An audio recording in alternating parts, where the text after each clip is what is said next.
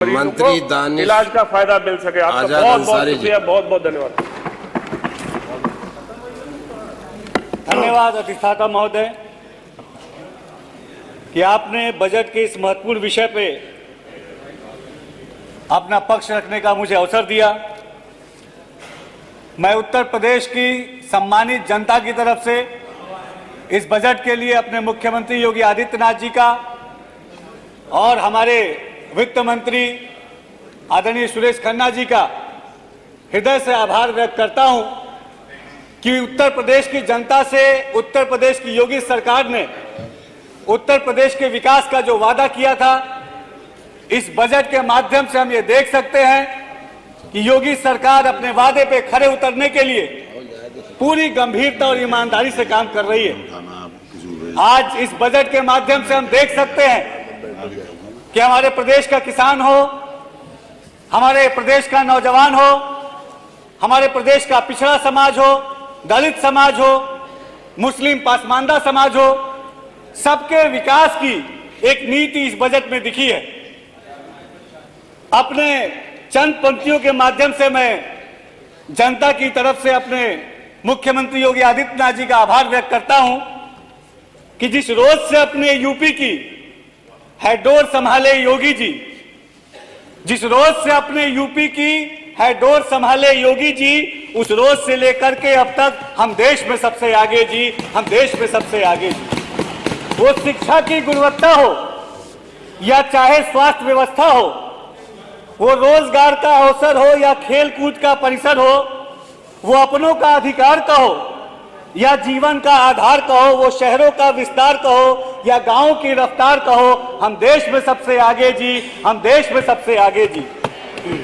उद्योग कहो, व्यापार कहो, पूंजी निवेश बाजार कहो, समृद्धि का औजार कहो, कृषि का ये भंडार कहो, वो बिटिया का कल्याण कहो या माओं का सम्मान कहो, वृद्धा पेंशन अभियान कहो या निर्धन को अनुदान कहो, हम देश में सबसे आगे जी, हम देश में सबसे आगे जी।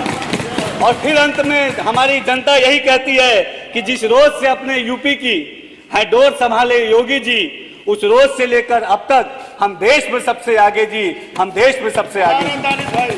महोदय, मैं बागी बलिया की क्रांतिकारी भूमि से आता हूं और बागी बलिया की इस ऐतिहासिक और क्रांतिकारी भूमि के माध्यम से मैं अपने मुख्यमंत्री योगी आदित्यनाथ जी का और वित्त मंत्री सुरेश खन्ना जी का आभार व्यक्त करता हूं कि इस बजट में उन्होंने बलिया के मेडिकल कॉलेज के लिए 27 करोड़ का प्रावधान करके बलिया के लोगों को एक बहुत बड़ी सौगात देने का काम किया। और आज इस सदन के माध्यम से मैं एक और मांग, हमारे वित्त मंत्री जी संसदीय कार्य मंत्री जी हैं, इनके माध्यम से अपने मुख्यमंत्री जी से निवेदन करता हूं कि जो मेडिकल कॉलेज की सौगात बलिया को इन्होंने दी है, उस मेडिकल कॉलेज का नाम शहीद मंगल पांडे जी के नाम पे अगर समर्पित किया जाएगा तो हमारे बलिया का मान सम्मान और आगे बढ़ने का काम होगा। महोदय, मैं अल्पसंख्यक कल्याण मंत्रालय की एक महत्वपूर्ण जिम्मेदारी मंगल पांडे का भी नाम जो है योगी जी ने इस नौजवान कंधों पे दी है।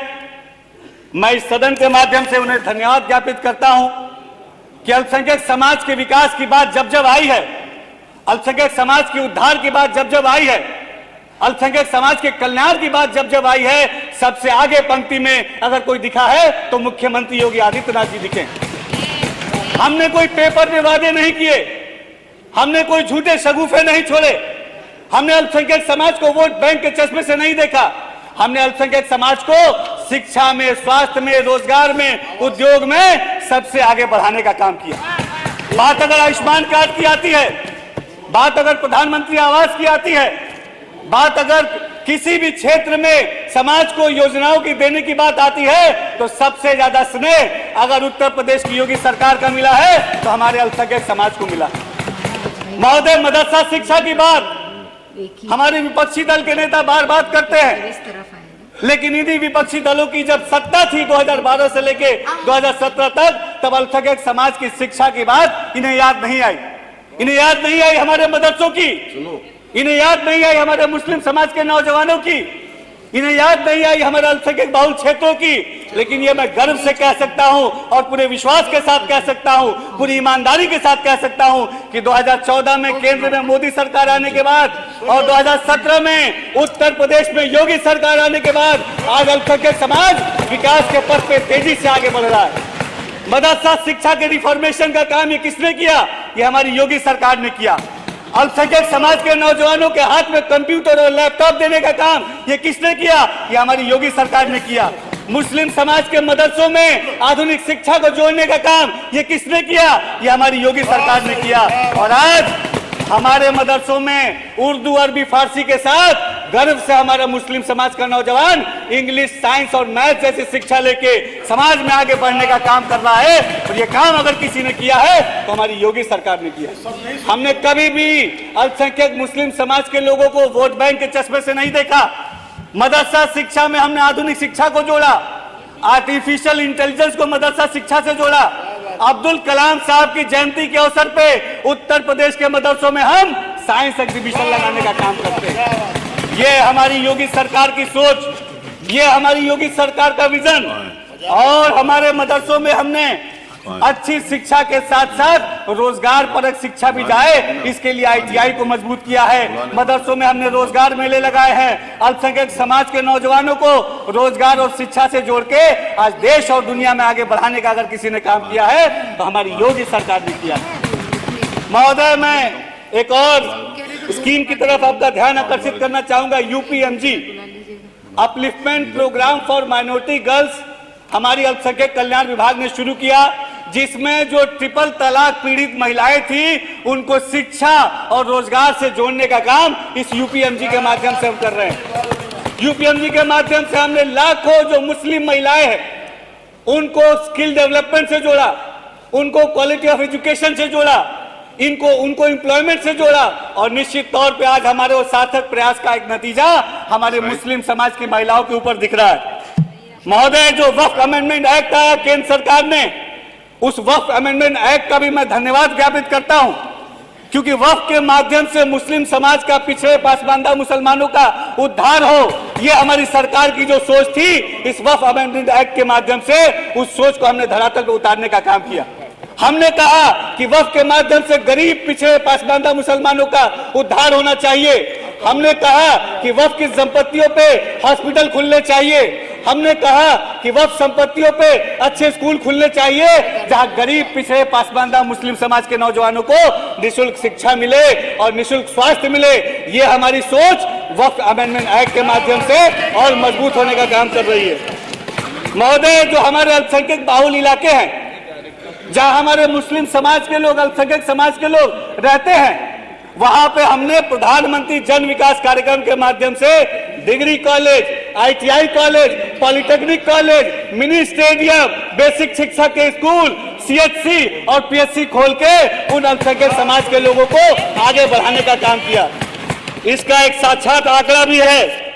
उत्तर प्रदेश के 75 जनपद में हमने प्रधानमंत्री जन विकास कार्यक्रम के माध्यम से 162 inter college, 9 polytechnic college, 62 ITI college, 4 degree college, 22 girls hostel, 764 प्राथमिक स्वास्थ्य केंद्र, 3 सामुदायिक स्वास्थ्य केंद्र, 52 होम्योपैथिक यूनानी आयुर्वेदिक चिकित्सालय, 10,348 आंगनबाड़ी केंद्र और 76,316 इंदिरा आवास योजना के तहत अपने अल्पसंख्यक समाज के लोगों को समर्पित करने का काम किया है। बरेली में हम 130 करोड़ की लागत से यूनानी मेडिकल कॉलेज खोलते हैं। मऊ में हम 25 करोड़ की लागत से ITI और पॉलिटेक्निक कॉलेज खोलते हैं। देवरिया में हम 18 करोड़ की लागत से ITI कॉलेज खोलते हैं। उत्तर प्रदेश का हर जनपद विकास के पथ पे आगे बढ़े, उत्तर प्रदेश का हर अल्पसंख्यक विकास के पथ पे आगे बढ़े, ये हमारी सरकार की सोच थी और उस सोच पे हमने धरातल पे ईमानदारी से काम किया। महोदय, मैं बुनकर वर्ग से आता हूं, बुनकर समाज से आता हूं, पासमानदा समाज का बेटा हूं, और मैं ये कह सकता हूं कि पासमानदा समाज के उत्थान का काम जो मोदी और योगी सरकार में हुआ, ऐसा पहले कभी नहीं हुआ। बात बुनकरों की अगर की जाए तो बुनकरों के लिए बिजली बिल का फ्लैट रेट देने का काम हमारी योगी सरकार ने किया और बुनकरों को ODOP, one district one product के तहत जोड़कर उनको अच्छी मार्केट प्लेस और अच्छी स्किल डेवलपमेंट का प्लेस, अच्छे तो बेहतर अपॉर्चुनिटी का प्लेस अगर किसी ने दिया तो हमारी योगी सरकार ने दिया। आज बुनकरों के लिए हम इंडस्ट्रियल क्लस्टर की डेवलपमेंट की हमने बात की, और मुझे बताते हुए इस सदन में बहुत खुशी हो रही है कि मैं अभी केंद्रीय मंत्री जीतन राम मांझी से मिलने गया था, और आदरणीय केंद्रीय मंत्री जी ने पूर्वांचल के क्षेत्र में बुनकरों के डेवलपमेंट के लिए एक बुनकर इंडस्ट्रियल क्लस्टर डेवलपमेंट की बात की है, जिसकी लागत लगभग 1200 करोड़ है, जिससे मऊ है, गाजीपुर है, आजमगढ़ है, गोरखपुर है, अंबेडकर नगर है, टांडा है, इन तमाम पूर्वांचल वासियों के बुनकर भाइयों को सुविधा मिलेगी। मैं फिर से इस ऐतिहासिक बजट के लिए बहुत धन्यवाद ज्ञापित करता हूँ। जय हिंद, जय भारत।